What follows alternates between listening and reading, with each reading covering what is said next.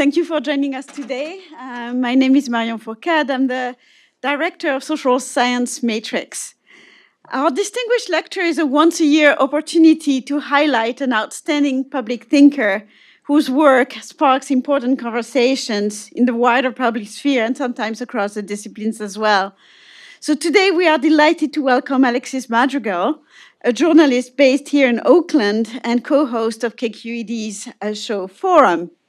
His wide-ranging work, including his two big books, the Powering the Dream on Green Technology and the more recent Pacific Circuit, reflect a deep curiosity about how technology and society intertwine, and really always through a very original perspective. So we are very honored to host him for this year's distinguished lecture, and I want here to acknowledge my predecessor, Corey Hayden, who had the brilliant idea, actually, of reaching out to Madrigal last spring. This is our last event of the semester, so let me just give you a quick preview of our coming activities in the spring.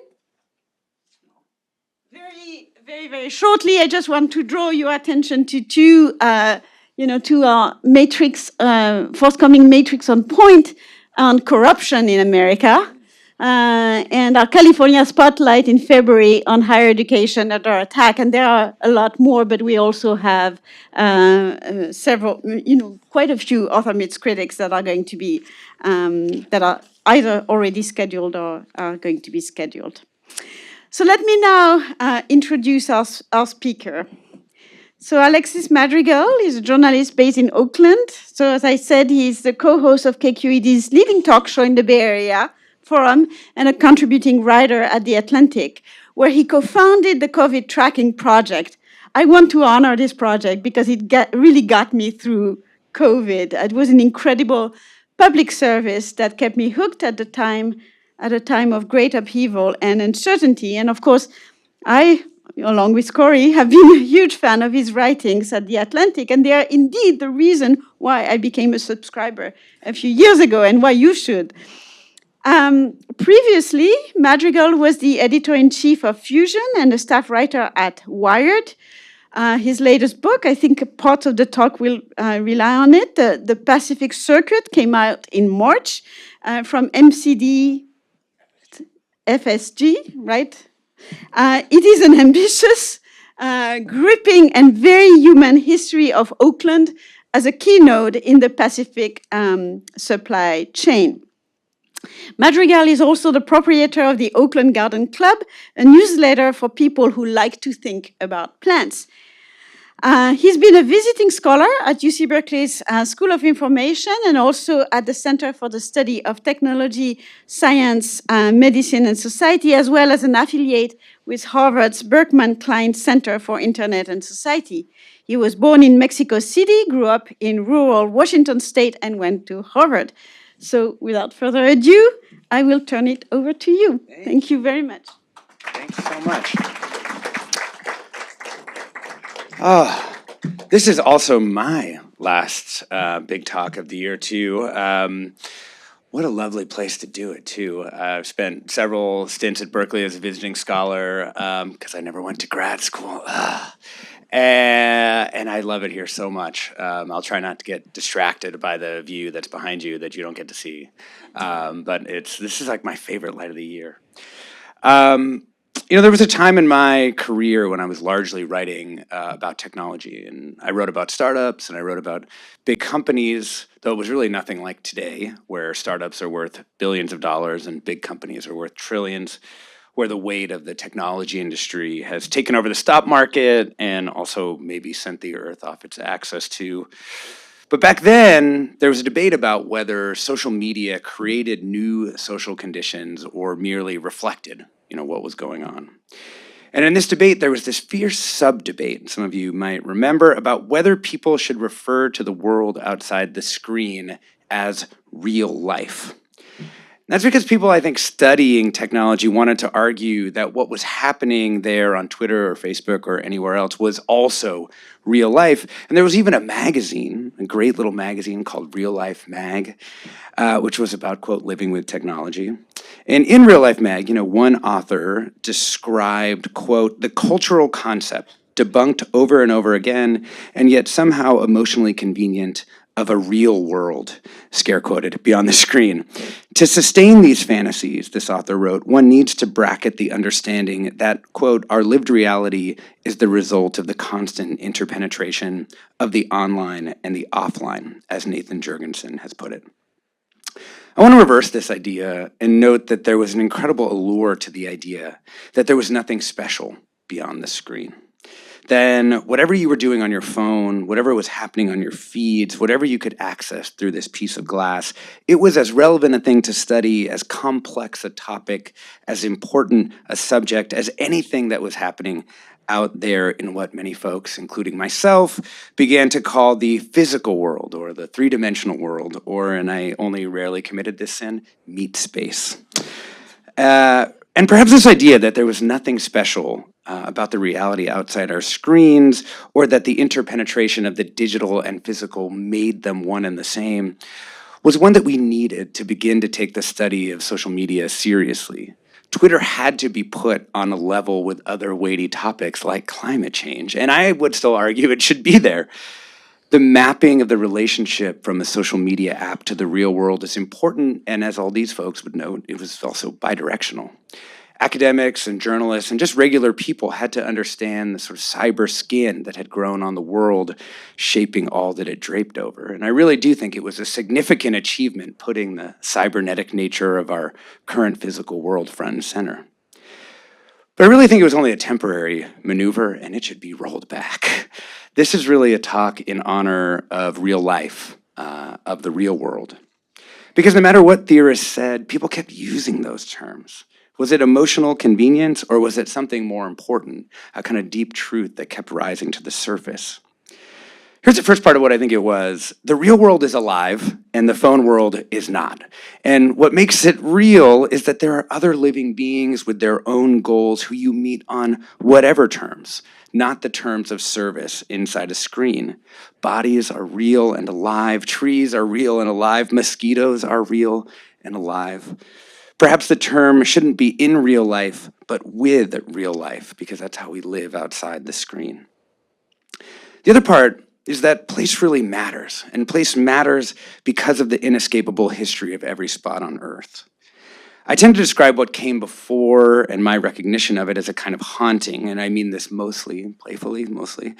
Places are, to borrow Jurgensen's language, the result of the constant interpenetration, not just of digital and physical, but of the past and present. A couple of my favorite artists, Helen and Newton Harrison, like to ask these two questions.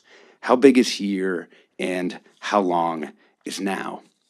And you could apply that to Instagram posts, I suppose, and you'd draw a network of data centers, and you'd keep going backwards maybe, and you'd get to the sand that got made into the silicon that went into the chips, and the other sand that went into the glass. You could do that, and it'd probably be interesting, but it wouldn't tell you much about the here and now of Instagram. And this is so different for real places, for the real world. Out here, we find a superposition of so many places and systems. My wife and I have a little shop on College Avenue now called Local Economy, kind of all part of this thinking about place. And if I ask of that place, how big is here and how long is now, I can find so much. Because here is Claremont Creek, where our water comes from, running in pipes past the shop down College, to the river where our water also comes from, eventually running to the Pacific Ocean where our water also comes from, to the wall we had to cut open in the back room to install a sink where our water also comes from. Here's really a node in a logistics network. It's a community space. Here is an old building on a ghost streetcar line. Here to your microbiome is you, and all these heres are not stacked like dolls, but they're connected together by complex and often mysterious piping. There's just so much to learn about here. Now is the rushing narrows that contains all of our histories and ancestries and genealogies. It's the point at which we can nudge the trajectory of the world. So now is an X millisecond slice of perception, as a neuroscientist might say, and now is also the product of 3.8 billion years of life reproducing itself in an unbroken chain. The astrobiologist Sarah Amari Walker says, you're actually just an object that's very large in time. So perhaps we could also ask, how big is now, and how long is here. You can probably see why I'm interested in knowing this particular place, a bioregion of this earth, because I'm a technophile who quit in kind of the ways that matter. And like an ex-smoker, I bring the convert's zeal. You know, every tree an opportunity to atone, every blade of grass worth touching. I feel like concentrating on the big here and the long now have rescued me from a world of technology that's more alienating in its current form than I could have ever imagined when I was a kid connecting to a BBS while living at the end of a long country road in Washington. I'm obviously not the first person around here to become fixated on knowing place. You know, there's a really proud history that I associate with the term bioregionalism, you know, popularized by Bay Area legends like Peter Berg and his Planet Drum work, and also by the poet Gary Snyder. And Snyder's book of essays, The Practice of the Wild, is amazing, been very influential for me. And of course, he was deeply influenced by indigenous traditions, both here and across the world. And what he was invested in was that people really learn to live where they live. And he meant, of course, the flora and the watersheds and the animals, but he also meant the culture, which for him grew directly out of the place. And he believed that a more ecologically sane world would fit our political jurisdictions to our bioregions, especially to the watersheds. Importantly, for our purposes here, that required taking the time and doing the work to know and understand all kinds of things about a place. This is Snyder writing. Bioregional awareness teaches us in specific ways. It is not enough just to love nature or to want to be in harmony with Gaia.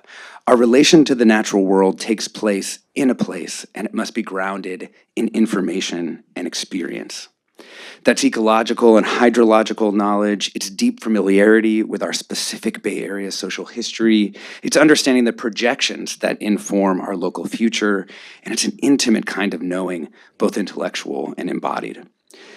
You know, for good reason, Robin Wall Kimmerer has become the most influential carrier of this message in recent years. This is Kimmerer. America has been called the home of second chances. For the sake of the peoples and the land, the urgent work of the second man may be to set aside the ways of the colonist and become indigenous to place. This is from Braiding Sweetgrass. But can Americans, as a nature of immigrants, learn to live here as if we were staying, with both feet on the shore? Can't really presume to give you what Americans might do. I mean, look around, kind of a wild and unpredictable people, you know? But with my preamble done, I do want to give you my version of knowing this place with my mind and with my body. And let this be an offering then to the place, to the real world, to real life, to life. We call this place the East Bay, but for me, it is the center of my own personal geography, and Oakland is the center of the center. So let's begin then with a little talk of Oakland, a crossroads city, backlot of the future, a place destined in some ways to provide the infrastructure for the gleaming automatic city of San Francisco. A city by the water, but not of the water, in fact, turned away from the water. Really a place where the water was more of a front in the battle with global forces. Oakland, a place that's always been working. Maybe it's a city that's really a borough. Definitely a city that's infused with Berkeley and the American South and several countries in Asia. Oakland's polyglot, multi-ethnic, multiracial, and I've suggested that living in Oakland actually infuses people with a certain Oaklandish sensibility, a politics almost. Oaklandish people are highly conscious of the ways that institutional discrimination has structured every aspect of American society, and also of the tremendous cultural ferment that those circumstances have produced. The pain and pleasure of belonging and not belonging, of longing for some other home and making a new one, of forgetting and of remembering. While San Francisco and Silicon Valley have dedicated themselves to the new, to the future, Oakland's not so sure. And that's because we've learned the hard way. Much of my work has taken place on the waterfront itself over the last decade, and we're going to get there. But as I look ahead, my work is actually shifting geographies a little bit. The Oakland waterfront has been the center of the center of the center, but what do I even call that geography? It's not really the San Francisco Bay Area. It's not really Northern California. It's more specific and stranger, like a gerrymandered district, or maybe more hopefully an estuary. One way I can explain it is that one day a message arrived in my mind that I actually recognized two gods, the mountains that delineate my life, Mount Diablo that way, Mount Tamalpais, which we could see this way. And between those two mountains, that's where my real life was, has been, and will be. I mean, I say this message arrived, I wouldn't even really call it a thought. I can't find its roots or other networks of neural firings it could be attached to. And when I looked in my mind for why I might believe in these particular gods, it was just a single image, kind of more dream than memory, a ridge line and a kind of luminescent wind, not actually glowing, but somehow kind of sensible, like I imagine a dog might see smell. And there was this realization that everything around here must bend to the will of the mountain. And in that trace, in that wisp, I think the ridge belonged to Diablo, out there looming, dominant and lonely. I didn't ask for the message either. I'm not a religious person in any way. And I once said that to an ecofeminist liberation theologist, and she replied, "But you are a spiritual person." I didn't know I was. Diablo is obviously not my only god. On the other side, my daily life looks to and upon Tam. I mean, Tam has so many faces, and in my mind, the mountain's a slope from the Golden Gate to its very peak, an elongated, eccentric mountain. But I know that's just one view, and if you look from the city, or from the north, or from Angel Island, there's a different mountain. So everywhere I look for Tam, and I track her comings and goings into the fog, into light and shadow. If you were to plot all the tracks of my life, some like Mega, Strava, or maybe there's just some data place out there that actually has this. Nearly everything I do and the vast majority of the people I love and care about are located between these two mountains. Diablo, 20 miles to the east, Tam, 20 miles to the west, and in between the city, the East Bay, what humans have built here in these desperate and frenzied decades, I live actually almost exactly on the line between the two highest peaks, like within a couple hundred yards. And my friend Robin Sloan, novelist, jokes it must be like a ley line out there somewhere. I think I might be drawn myself to what Gary Snyder called the visible fact of the mountain. That the mountain just is, and for all humans before us, the mountain is, and for us, it will always be, is. To look upon these mountains is to see beyond our own time, beyond the biological, beyond the technological, because the mountains exist in a temporality we can ourselves only imagine. Like we can fake an understanding of deep time, but there's no million-year module in our brains. We can only simulate that kind of thinking about not quite endlessness. Yet here we are, these strange beings coursing with loops and longing, contemplating mountains with neurons working on that millisecond animal scale. Nothing actually makes me feel more biological than running up a mountain. Inside, every cell of my body has to be recruited to the challenge of ascent, and that multicellular cooperation is old enough to be forgotten and automatic.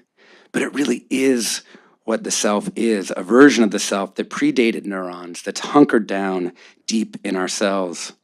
And yet that self can only exist in relation to this world and the places that I run.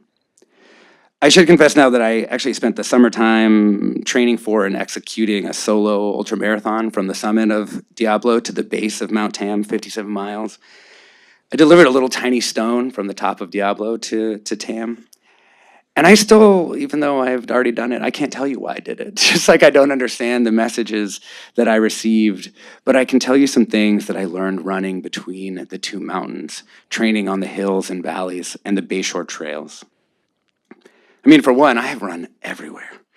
Across the San Rafael Bridge, across the Bay Bridge to Treasure Island, and looping back past the IKEA and across Emeryville.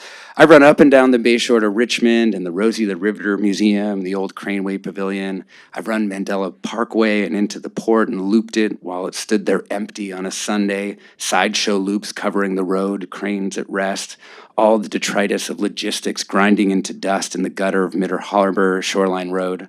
I've run hundreds of times up Strawberry Creek Canyon behind the university, building a kind of internal time lapse as the seasons change, but I remain. My memory is getting embedded in this landscape, and the landscape embedding in my own memory.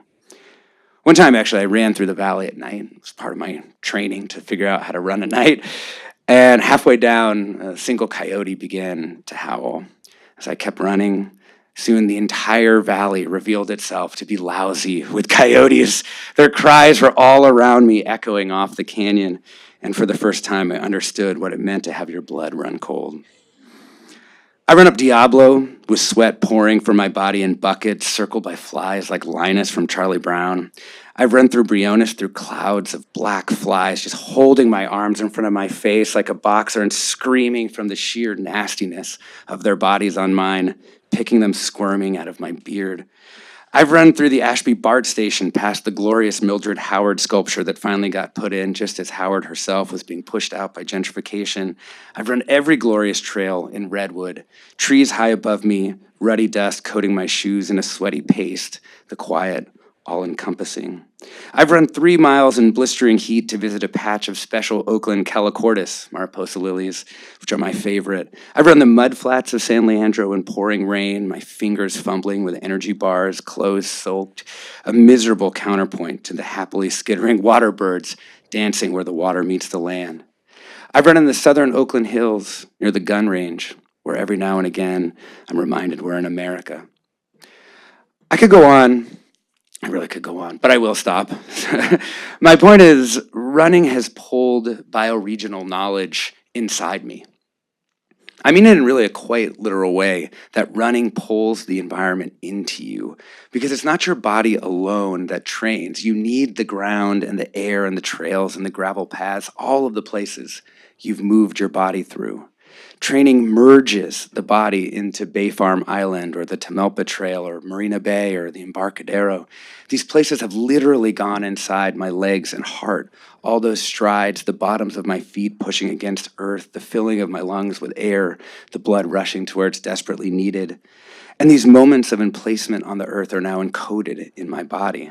The trails are in the fibers of my heart and in the muscles of my legs and the patterns of my brain. My body is inseparable, really, from the landscape. And wasn't that, in a kind of more general form, one of the key realizations of ecology? You know, there was another 1960s era San Francisco publication called Man Not Apart, that we're not people living in a diorama, we're part of a living world, and that living world is a part of us, not just in this moment, but reaching back through time. I've been a bit haunted by Andrew Alden's book on the geology of Oakland called Deep Oakland.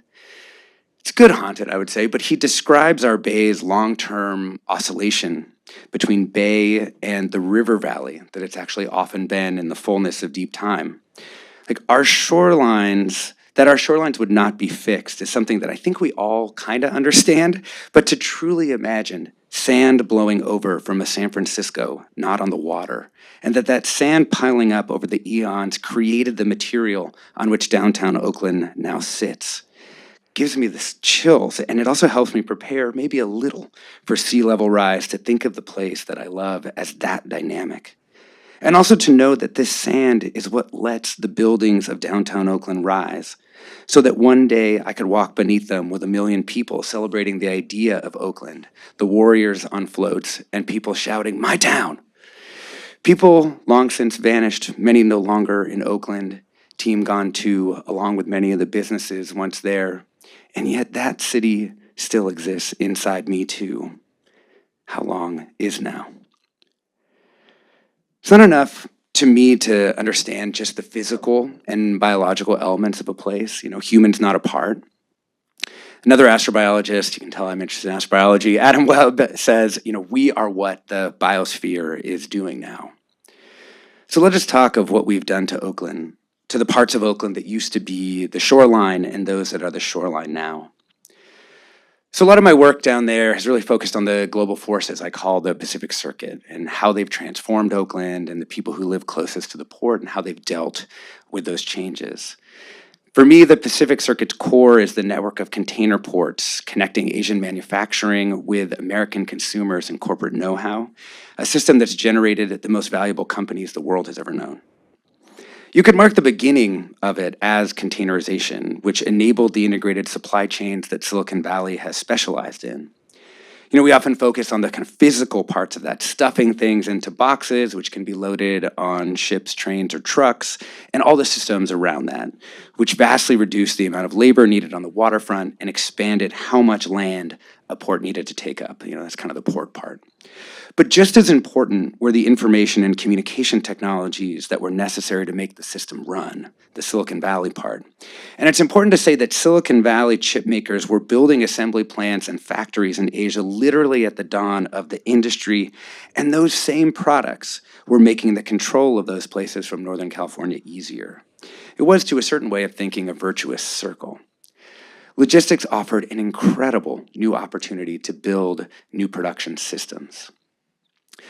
Almost always left out of that story is that there was another component to the system that was also required, and that was a vast shoreline in close proximity to San Francisco that could be turned into an environmental sacrifice zone, and that's the West Oakland part.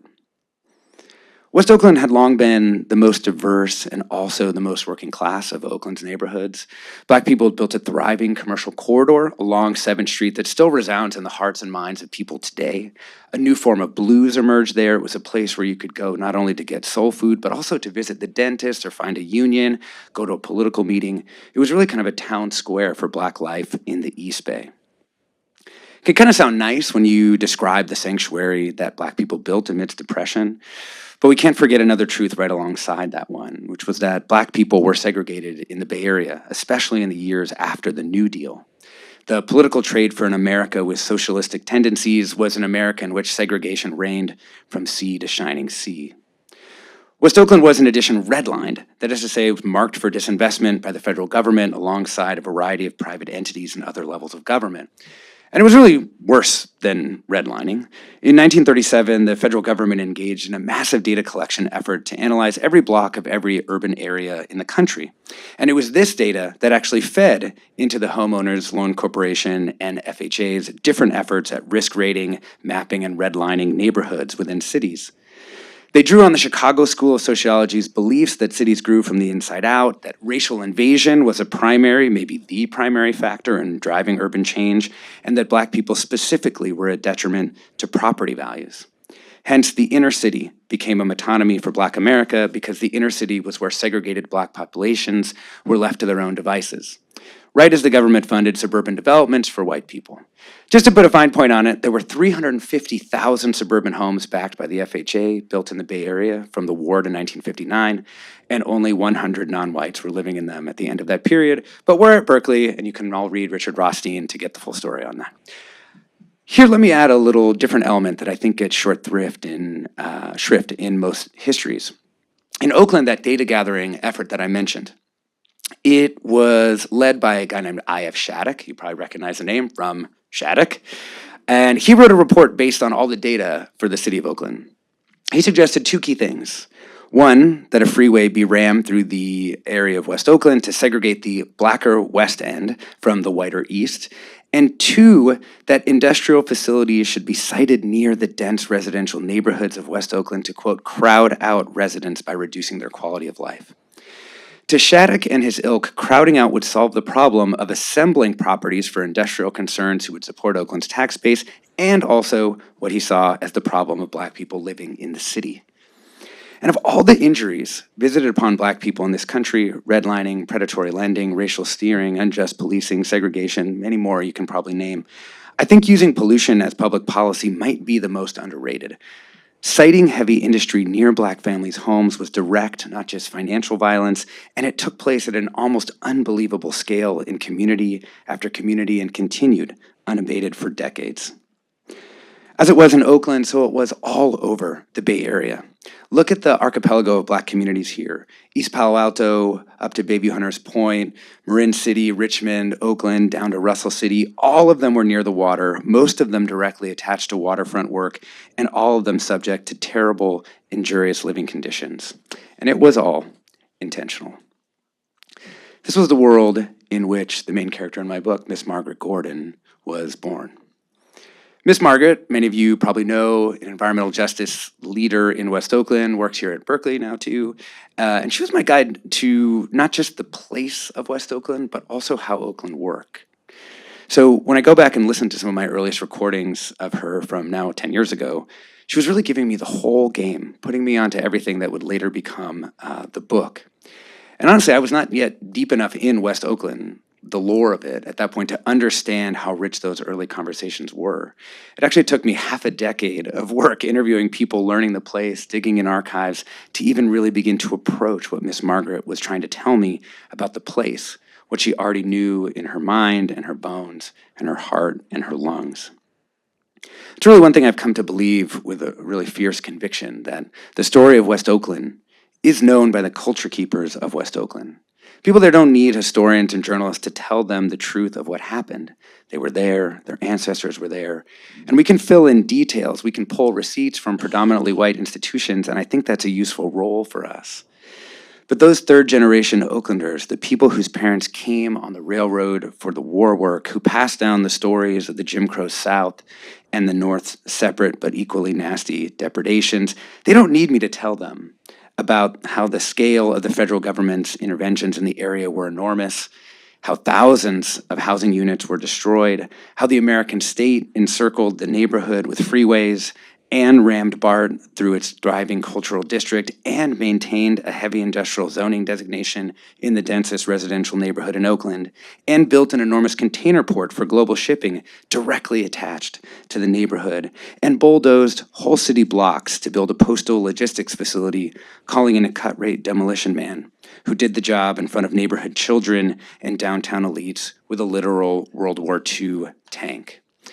They know the story, if not the details. It's really the story of the country, of sacrificing Black lives for economic growth while white business owners prospered. Or as Miss Margaret would put it, one was down and one was up. Some people have made a ton of money from the port's operations, that's for sure. But to the residents of West Oakland, all the economic growth meant was thousands of trucks going through and idling in their neighborhood, belching diesel particulate matter into the lungs of their children. Over time, asthma rates climbed up, people got sick, and researchers called the combined effect on the health of residents of places like this weathering. Except the weather was racism, environmental racism, institutional racism, can't go for a walk outside racism, have no grocery store racism, been up all night with sick kids racism. This was a hard place to live for a lot of years. Some people loved it despite its flaws. Some people hated it. Art came out of it. Many people died unnecessary deaths. But no one could say that the west part of West Oakland was being done justice by our country, despite the struggles and contributions of its people. And then in 1989, the earthquake hit. The freeway that had cut off the west part of West Oakland as envisioned by racist planners since 1937 collapsed. A new range of community efforts began, and Miss Margaret, who moved to the neighborhood shortly after, found herself in the middle of many of them. One of the things that was sprouting up in the neighborhood during those years of intense crosswinds was a program called the West Oakland Environmental Indicators Project. Miss Margaret actually started volunteering through their community planning process. And the idea behind that organization was that the residents of West Oakland knew what the problems in the neighborhoods were, but their voices had been ignored. They knew they needed to take what everyone knew and turn it into data that could be processed by regulators, politicians, and citizens alike, and that's what they set out to do. They brought together dozens of community members to list the problems where they lived, and the list that they developed really could be summed into two buckets: air quality and toxic exposure on the one hand, and gentrification and displacement on the other. To use the old language of Shattuck, you don't have to squint much at those two issues to see a new version of crowding out. To go through some of the stats from West Oakland at the time, there were more than 400 contaminated sites in West Oakland. That's one reason why there's still so many empty lots as you ride the West Oakland BART into the West Oakland station. Children were 7 times more likely to be hospitalized because of asthma than the average Californian. 82% of residents lived within an eighth of a mile of an industrial facility. 5 times the toxic chemicals per capita were created in West Oakland than in the rest of the city. And the children of the zip code were the most likely to have lead poisoning, yet only 8% of the city's lead abatement funding went to West Oakland. Despite all that, in the late 90s and early 2000s, the money that had been created in the dot-com boom was flowing over into the area. So even 20 years ago, people were not only fighting to push pollution out, but to keep themselves in this historic neighborhood, which had provided sanctuary for people's parents and aunties and cousins, where they'd gone to dance class and eaten Thanksgiving dinner. The project's first campaign was shutting down a yeast factory. I didn't know this about yeast factories, but they're disgusting. You can think about that every time you're putting it in your bread. Every 18 hours, the factory spewed a toxic, carcinogenic, and disgusting smelling chemical into the air. They got the plant closed down. That drew more people to the effort. And so despite losing their initial funders shortly thereafter, Miss Margaret stayed on to tackle the next big problem, which was the trucks going into and out of the port. Decades before, Huey Newton, who lived, you know that one big tall building by the lake in Lake Merritt? He lived on the top floor there looking over on the Oakland estuary and therefore the port. And he wrote an essay called The Technology Question, in which he argued, among other things, that supply chains dispersed ethical responsibility. At a time when Silicon Valley was building the transistors that were often used in the military-industrial complex, Newton wrote, "The U.S. capitalist has been able to spread out his entire operation. You put together his machinery in parts. Thus, you are not building a bomb, you are building a transistor." One might have an ethical reaction to working directly on a bomb, but supply chains, the spread out, made it harder to see the impacts of whatever anyone was doing. The scale and fluidity of production and logistics just make it hard to pick out who's responsible for what. For example, the Port of Oakland, in becoming a crucial node in the global supply chain of goods, required thousands of individual people to drive in and out of the port, spewing emissions. None of them was directly responsible for the disease burden in Oakland, but collectively the system was making people sick, just as it enriched others. So Miss Margaret and her organizing partner, a guy named Brian Beveridge, took over the work of fighting the port. People from West Oakland stood on the streets counting trucks. They documented how trucks idled outside of schools and ruined roads and sidewalks. They put air quality monitoring equipment inside Miss Margaret's home and found that her family was exposed to 5 times the particulate matter that other neighborhoods were. As the 2000s wore on, they knew they had to build an actual coalition to win against the port. Miss Margaret, as an old friend of hers told me, is a, quote, feisty little woman, but she also knew she had to develop allies. Sometimes those folks were old friends, like a woman named Gloria she'd known since they were in Hunters Point together as little kids. Some of them were people who worked with the truckers, like a baseball hat-wearing small businessman named Bill Labooty. Sometimes they were higher up. As they maneuvered to create legislation, she found herself relying on then-Governor Arnold Schwarzenegger. But she had no more important ally in the fight than a guy named Tony Eiton, who took over as the county health officer in 2003. One of the first things that he did was to look at the county's records of death certificates. These deaths were also data that could tell them who was dying when. They mapped the life expectancy of people living in different parts of the city, and the results were, or at least should have been, shocking. If you were a Black person living in West Oakland, you'd die more than a decade before a Black person in the Oakland Hills. If you were a Black person living in West Oakland, you'd die up to 15 years before a white person in the Hills. And it wasn't actually because of gang violence or drugs or AIDS or infant mortality. People in the flatlands were dying of the same things as people in the hills, just sooner. Heart disease, cancer, respiratory illnesses. That term kept coming up again, weathering. With these different types of data in hand, they began to lean on the port. Ms. Margaret got appointed by Ron Dellums to the Port Commission in 2007, and she's still the only person ever to serve from the actual community impacted by the port's operations. They made major reforms both at the hyperlocal and state levels. 1, they got the trucks upgraded to be cleaner. 2, the truckers were routed away from residential areas and overall truck trips were reduced.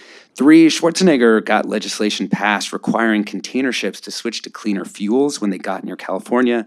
And 4, ships were required to plug into electrical power on the shore rather than running their engines while in port, burning fuel so nasty it's basically asphalt at room temperature. Ms. Margaret was instrumental in pushing through all of these initiatives. By 2015, diesel particulate emissions from trucks were down 98% from 2005. Emissions from cargo ships were down 75%. The port had undergone a transformation and made West Oakland's air radically cleaner. The reforms have actually been adopted around the country, and Miss Margaret is a national expert now on reducing the health impacts of the still booming logistics industry. It's really and genuinely a triumph, an unlikely and incredible triumph, and it really has remade this place, and it's been an honor to tell that story with Miss Margaret and so many others from West Oakland. But as Miss Margaret would say, there's always another fight. And I want to turn to our city's other set of problems, and then we're going to thread all these stories together. But first, I'm going to drink a sip of water. In Oakland, you may have noticed, there is a great emptiness to a lot of city life. Bars and cafes and restaurants keep closing. You often have the feeling of being alone among tall buildings, the sadness of blocks of ground floor retail filled with nothing but discarded dreams. One small business owner I know posted a receipt from so-called Small Business Saturday.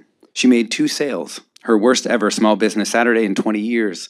And in the comments to her post, there are dozens and dozens of people saying similar things. These businesses and people are the backbone of a city, and yet they can barely survive. And it's not just in Oakland, it's happening in cities all across the country. The economic historian Martha Poon said to me, the city is based on exchange. It's a place that allows you to meet and gather. That's the origin of the city, and that commercial model of life is gone. What happened? I mean, we all know it's rampant inequality that's pouring money upwards, pushing the middle class into precarity and the working class into immiseration. And it's also the Pacific Circuit, sucking more and more dollars into apps and out of stores. The changes it wrought began to transform retail many years ago. I mean, big box stores and Walmart were sort of the charismatic surface manifestations of the phenomenon. But coastal cities had actually seemed resilient. They were growing and increasingly rich, and our dense patchwork of businesses didn't get knocked out by the big box era. Money flowed steadily into the narrow sliver of real estate along the Pacific. But the pandemic inaugurated a new time and perhaps pulled the future forward some years. Logistics came for the very idea of restaurants and the other low-key semi-public spaces that make a city a city. Internet entrepreneurs flaked off the profitable parts of urban businesses and cast off the weight of the positive externalities they generated. What did they care if a cafe was more than a place to get a sandwich? They could sell you the sandwich easier, deliver it right to your mouth almost. The logic of logistics began to extend down into the marrow of our households. Everybody with a phone is part of these networks for moving people and goods. A Chinese manufacturer can now direct something to you right to your house, bypassing any local business not involved in delivery. Uber and the Uber for Everything apps can take you anywhere or bring anything to you.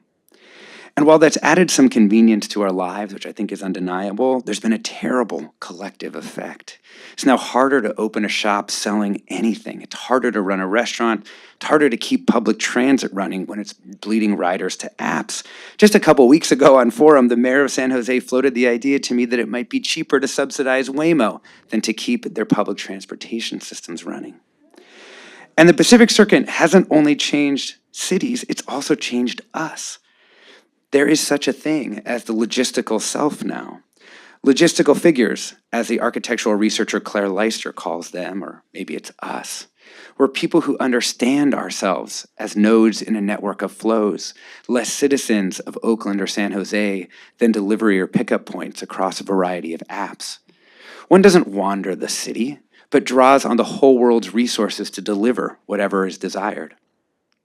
People who lived in big cities used to love having a guy, there's a guy of any gender, but having a guy who had access to niche products or services. Now there's always an app, a website, and then a delivery. Instead of a friendly set of trusted people across a metropolitan region, there is a data trail and a recycling bin filled with Amazon boxes.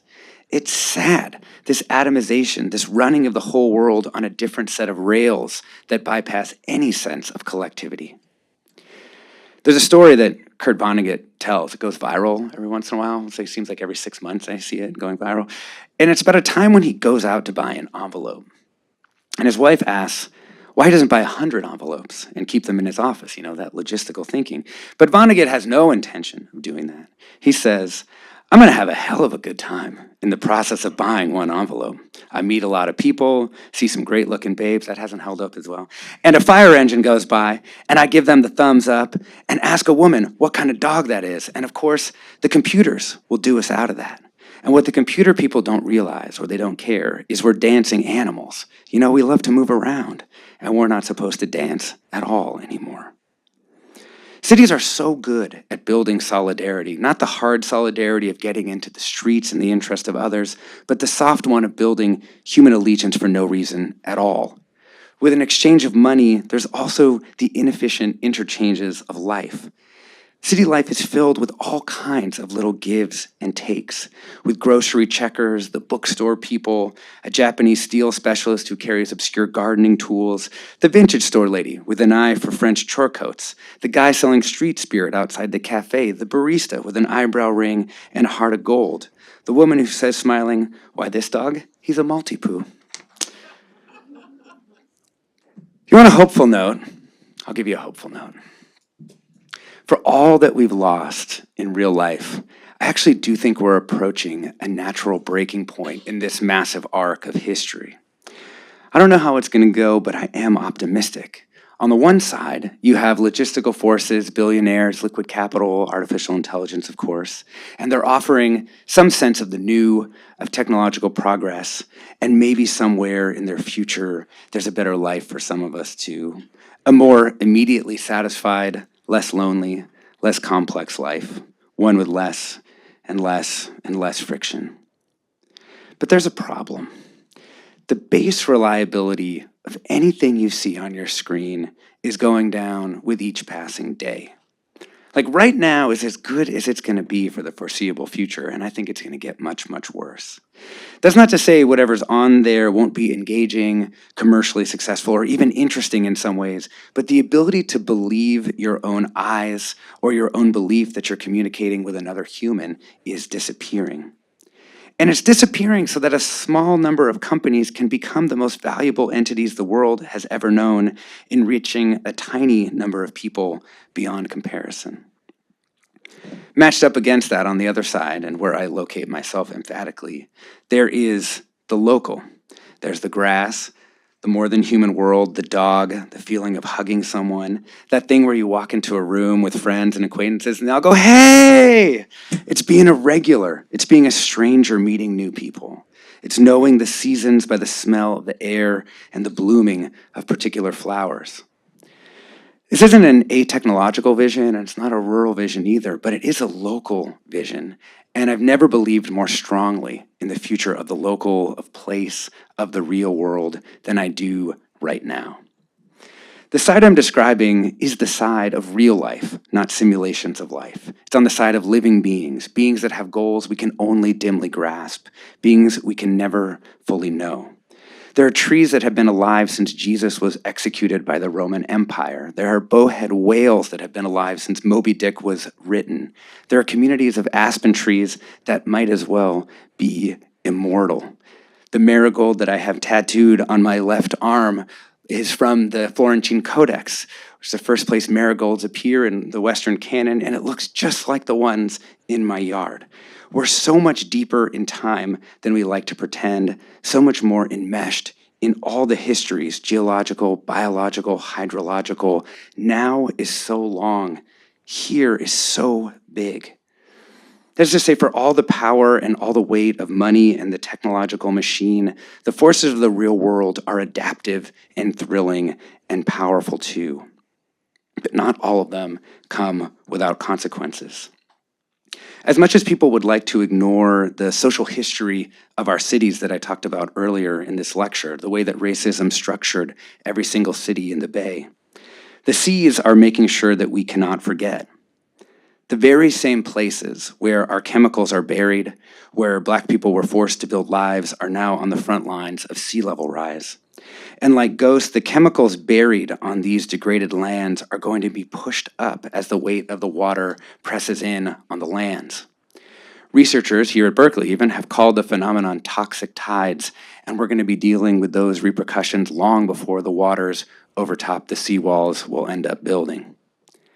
You can bury things, You can pave over them, you can call them a park or a parking lot, but it turns out that the social history of race in America is inexplicably interwoven with our ecological crisis and the future of the city. The only solution I can see is reparations, a reparations of place that enfolds many and unfolds over decades.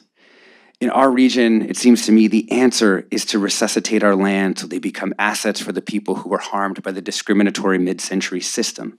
A program that actually repaired the places where Black people have lived would make Black lives better, and it would, like a curb cut, make everyone's lives better. We can't fall into a cynicism that a gain for someone is a loss for everyone else.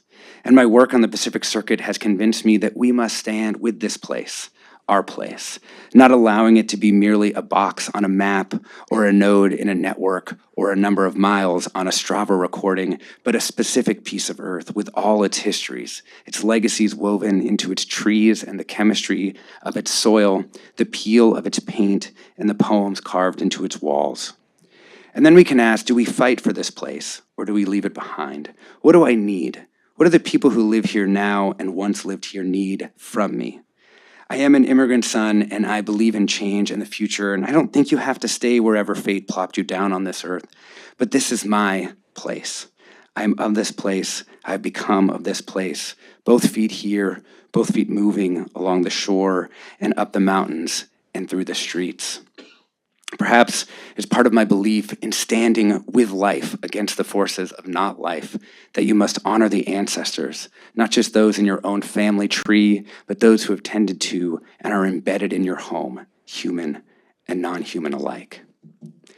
We who live here are lucky to live on the edge of a vast wilderness. I will never forget one time I was running out on the eastern span of the Bay Bridge when I spotted someone with a huge fish on one of the piers at the landing of the old bridge. And I ran over there, and there were these two guys holding up a 4-foot-long shovel-nosed guitar fish. It's this kind of narrow ray that feeds on the bottom and swims like a shark. And the people who fish the bay know what lives in these waters. Birders may have a more obvious and gentle connection with the more than human world, but the fishers possess a similar kind of specialized knowledge and deep connection. They understand the currents, the way the bait fish move and the crabs on the seafloor. They know the small hours and the lonely piers. The swimmers too know this coastline in a way that makes me envious. They know how the water moves, how to go with the tides, and they get views of our bay that no one else does. I've long been awed by the elders up in Point Richmond who simply walk into the bay and then emerge an hour later, having made the waters their own in ways I can only imagine. The bay is not a pool, though. I know a swimmer out of the Dolphin Club, and a few years ago she jumped into the water at Fort Mason. After a second, she felt a bump from below and then a chomp on her calf as a seal tested her out. Then the animal was gone as quickly as it had manifested next to her in the water, leaving her to cry out in the shallows of the bay. It was like the bay itself had bitten her, a silent, painful reminder of how life can be. I use these stories to illustrate that throughout these waters, there is life both known and unknown, and these are wild creatures, which means that the shoreline is actually a wildland-urban interface. Let's bring Gary Snyder back one more time. He wrote, "Wilderness is a place where the wild potential is fully expressed, a diversity of living and non-living beings flourishing according to their own sorts of order. To speak of wilderness is to speak of wholeness. Human beings came out of that wholeness, and to consider the possibility of reactivating membership in the assembly of all beings is in no way regressive." That is to say, the future does not have to be a state of technology. It does not have to rely on a product. It does not need to be made in a fab in Taiwan or coded by a 19-year-old in Palo Alto. The future can be a new imagination for this place. Because one thing we know is how we imagine the bay can have tremendous consequences for what happens to it. When we imagine the bay only as an industrial resource and part of the arsenal of democracy for shipbuilding, it became that. And this had consequences all over the country as different communities were pulled to our bayshore looking for work. So how do we imagine a new era for this place and for the bay? We know the key conditions: for all humans, not some; for the health of all living creatures, not some; for the whole, not the parts; For an economy that is not short-sighted, but draws on the older sense of the word economy, something much closer to stewardship. For plans and behaviors that work in concert with the vast hydrogeological and climatic forces at play in this world, not against them. Snyder wrote, "A place on earth is a mosaic within larger mosaics. The land is all small places, all precise, tiny realms, larger and smaller patterns." Our gorgeous Bay Area is our specific Bay Area, but it is also part of the pattern of cities, of estuaries, of California coastline, and of coastlines everywhere. Which means reimagine this one place, and we reimagine everywhere else too. I spent 10 years on this project, 15 thinking about its themes and contradictions, and where I've landed is this. The country we need will not run from history, but learn from, respect, and eventually transcend what was wrought in the past. It's history, but it's something more, too. Real life is built over time, place built over place, and it's this sediment that creates the richness of the real world. You cannot turn it off and turn it back on again. The apple rots once a bite has been taken.